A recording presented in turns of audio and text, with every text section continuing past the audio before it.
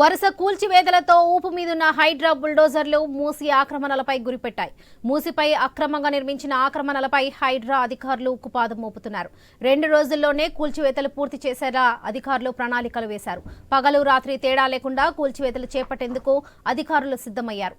ఇప్పటికే మూసి నిర్వాసితులకు వేరే చోట అధికారులు పునరావాసానికి ఏర్పాట్లు చేశారు. కూల్చివేతలపై మరిన్ని వివరాలు మా ప్రతినిధి లహరి అందిస్తారు.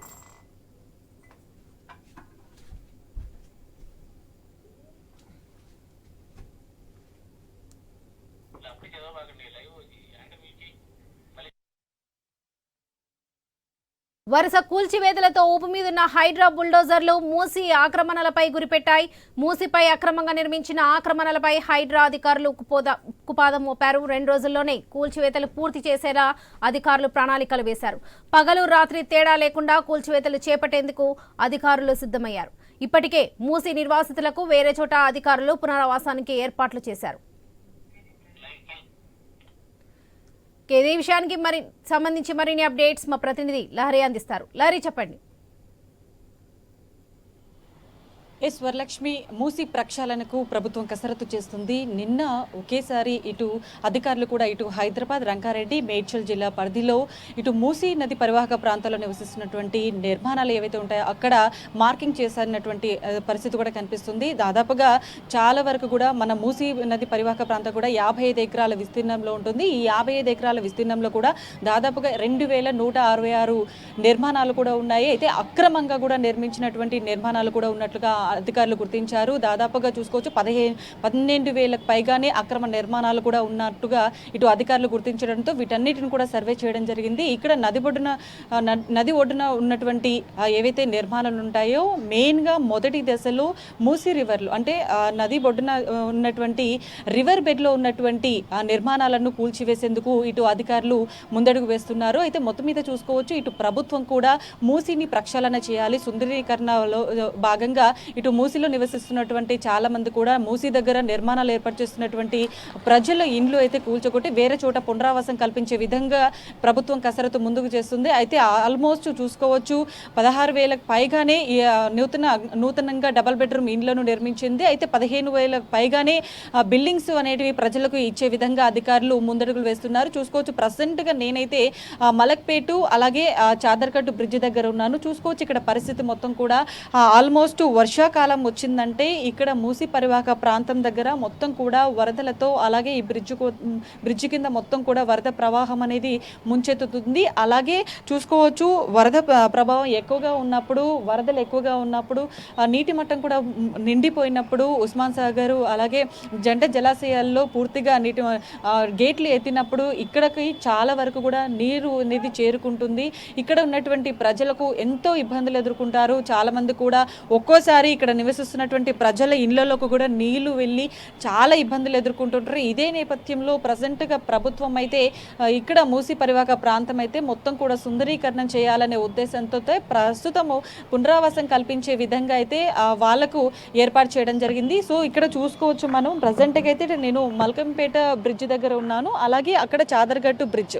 సో ఇక్కడ మనం చూసుకోవచ్చు నిన్న 26 టీమ్స్గా ఏర్పడి రెవెన్యూ అలాగే హైడ్రా అధికారులు అలాగే ఇటు హైదరాబాద్, రంగారెడ్డి, మేడ్చల్ జిల్లా అధికారులు 26 టీమ్స్ ఏర్పడి అధికారులు అందరూ కూడా ఇటు తహసీల్దార్తో పాటు 5 అధికారులు ఇక్కడికి వచ్చి అన్ని ఇండ్లను కూడా పరిశీలించడం జరిగింది, సర్వే చేయడం జరిగింది. ఇక్కడ ఒక ఇల్లు కూడా చూడొచ్చు RBX అంటే ఇది రివర్ బెడ్ కింద ఉంది. ఈ ఇల్లు ఖచ్చితంగా ఖాళీ చేయాలి, ఇది కూల్చగొట్టే అవసరం ఉంది.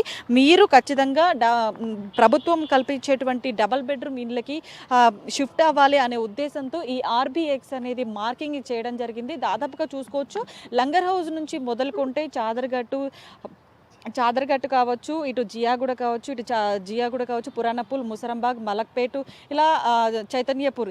సో అన్ని ప్రాంతాల్లో కూడా దాదాపుగా కొన్ని ప్రాంతాల్లో అక్రమ నిర్మాణాలు కూడా చేపట్టడం జరిగిందని చెప్పేసి ఇటు అధికారులు కూడా అంచనాలు వేస్తున్నారు. అయితే ఏదైతే ఇప్పుడు రివర్ బెడ్ అలాగే FTL నిర్మాణాలు అలాగే బఫర్ జోన్ నిర్మాణాలకైతే పూర్తిగా ముందడుగేసిందని చెప్పుకోవచ్చు. ఆయా నిర్మాణాల్లో నిర్మించినటువంటి నివాసితులందరూ కూడా ప్రజెంట్ ఏర్పాటు చేసినటువంటి డబల్ బెడ్రూమ్ ఇండ్లకైతే షిఫ్ట్ అవ్వాలని చెప్పేసి అధికారులు సర్వే సర్వే చేయడం జరిగింది. దాదాపుగా ఇక్కడ అక్రమ నిర్మాణాలు కూడా 12,000కు పైగానే గుర్తించడం జరిగింది. అయితే మొత్తం మీద హైదరాబాద్లో అయితే 15,095 నిర్మాణాలు గుర్తించడం జరిగింది. రంగారెడ్డిలో 332, అలాగే మేడ్చల్లో 239 ఇళ్లనైతే అధికారులు గుర్తించడం జరిగింది. సో నిన్న ఇక్కడ సర్వే చేసినటువంటి అధికారులు అయితే మొత్తం కూడా ఇంటింటికి వెళ్ళి సర్వే చేయడం జరిగింది అధికారులు.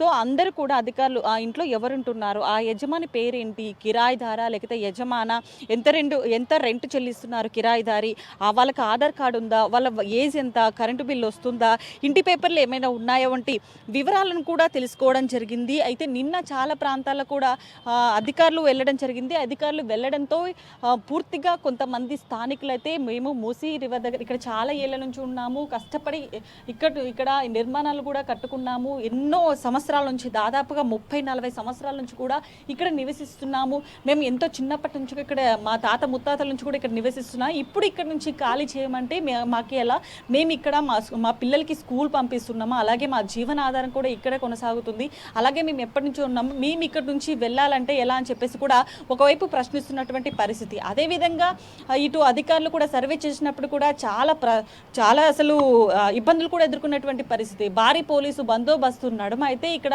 మొత్తం కూడా RPX అనే మార్కింగ్ చేయడం జరిగింది. చాలామంది స్థానికులు కూడా ఇటు పాత బస్తీలో కావచ్చు, చైతన్యపురిలో కావచ్చు, ఇటు ప్రజెంట్గా మనమున్న చోట కూడా కావచ్చు, ఇక్కడ చాలామంది నిన్న మార్కింగ్ చేయడానికి వచ్చినటువంటి అధికారులు అయితే ఉద్రిక్తత వాతావరణం చోటు చేసుకుందని చెప్పుకోవచ్చు. వాళ్ళను ఈ మార్కింగ్ వేయకుండా చాలామంది స్థానికులు నివాసితులు అడ్డుకున్నటువంటి పరిస్థితి. భారీ పోలీసు బందోబస్తు నడుమ వచ్చారు కాబట్టి వాళ్ళను అడ్డుకోవడం జరిగింది. అలాగే చాలామంది కూడా కన్నీరు మున్నీరు అవుతున్నారు, ఎందుకంటే వాళ్ళు ఈ ప్రాంతానికి అలవాటు అయిపోయారని చెప్పేసి కూడా కొంతమంది చెప్తున్నారు. అలాగే ఎన్నో సంవత్సరాల నుంచి కూడా కష్టపడి మేము డబ్బు కూడబెట్టుకొని ఇల్లు నిర్మించుకున్నామని ఒకవైపు స్థానికుల ఆందోళన, మరోవైపు ప్రభుత్వం మాత్రము మేము సుందరీకరణ భాగంలో ప్రభుత్వమే డబుల్ బెడ్రూమ్ ఇండ్లు కేటాయిస్తుంది, దాదాపుగా 16,000 పైగానే ఇండ్లను కేటాయిస్తుంది. కాబట్టి ఇక్కడ ప్రజలు ఎలాంటి ఇబ్బందులు ఎదుర్కోకుండా అందరికీ కూడా ఇక్కడ నివసిస్తున్నటువంటి ప్రజలు ఎవరైతే ఉంటారో వాళ్ళందరికీ కూడా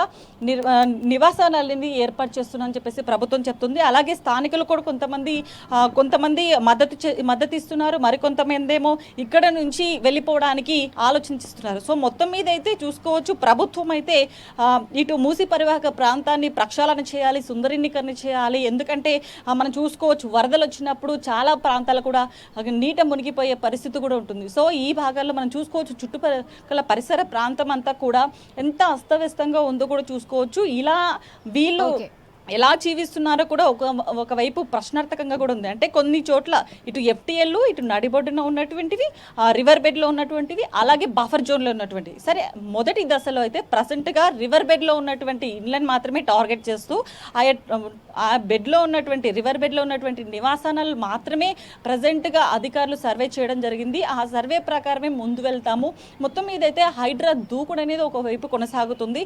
హైడ్రా అనేది బుల్డోజర్లు ఎప్పుడు ఈ ఇంట్లోకి వెళ్తాయో, ఏ క్షణాన ఎవరిళ్ళు కూల్చగొడతారని చెప్పేసి ఇటు అక్రమంగా నిర్మాణం చేపట్టినటువంటి ప్రజలకైతే నిద్ర పట్టని పరిస్థితి కనిపిస్తుంది. చాలా వరకు కూడా ఇక్కడ నివాసం కొనసాగిస్తున్నటువంటి నిర్మాణాలు ఏవైతే ఉన్నాయో వీటన్నిటి కూడా RPX అనేది ఒక మార్కింగ్ చేయడం జరిగింది. సో ఓవరాల్గా ఇటు హైదరాబాద్, రంగారెడ్డి, మేడ్చల్ ఈ జిల్లా పరిధిలో ఉన్నటువంటి మొత్తం కూడా ఆయా నివాసితులు అయితే మార్కింగ్ చేయడం జరిగింది. ఆల్మోస్ట్ కంప్లీట్ అవ్వడం కూడా జరిగింది. అయితే ప్రజెంట్గా వీళ్ళనైతే డబుల్ బెడ్రూమ్ ఎక్కడైతే నిర్మాణం చేశారో అక్కడికి తరలించే క్రమం అయితే ముందు కొనసాగుతుందని చెప్పుకోవచ్చు. Varalakshmi. Right Lahari, thank you.